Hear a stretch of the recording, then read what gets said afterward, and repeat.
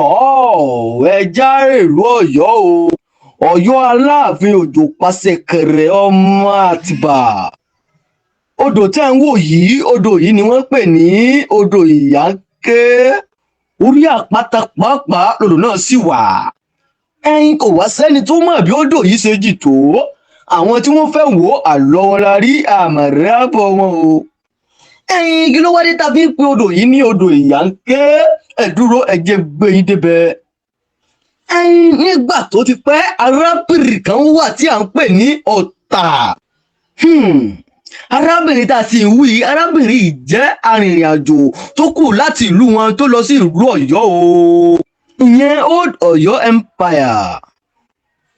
Nígbà tí Ọ̀tà délù ìlú tá a wí yìí, àwọn ènìyàn fẹ́ràn Ọ̀tà tó pọ̀ jù nítorí pé obìnrin tó níwà tó lẹ́sìn tó wá ní ìfaradà ní Ọ̀tà. Àwọn ọmọ kéékèèké wọn máa lọ sọ́dọ̀ Ọ̀tà láti lọ rèé ṣeré.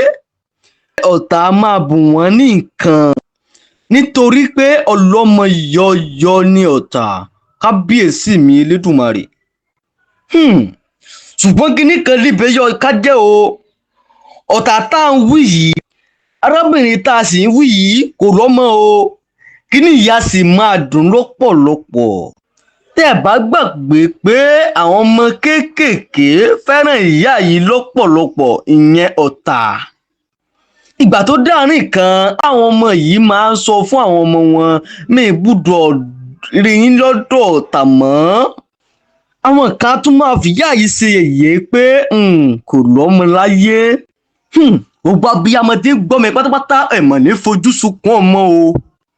Ìtìjú yìí gangan ló mú ìyá yìí máa dá lọ sórí àpáta kan láti lọ máa ké, láti lọ rè máa bá Elédùmarè sọ̀rọ̀. Èépa ló dé èmi nìkan.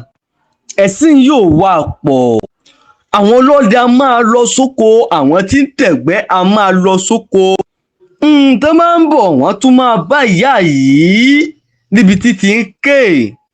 A sì máa sọ fúnra wọn wípé ìyá ń ké lórí òkè. Kábíyèsí mi Elédùmarè.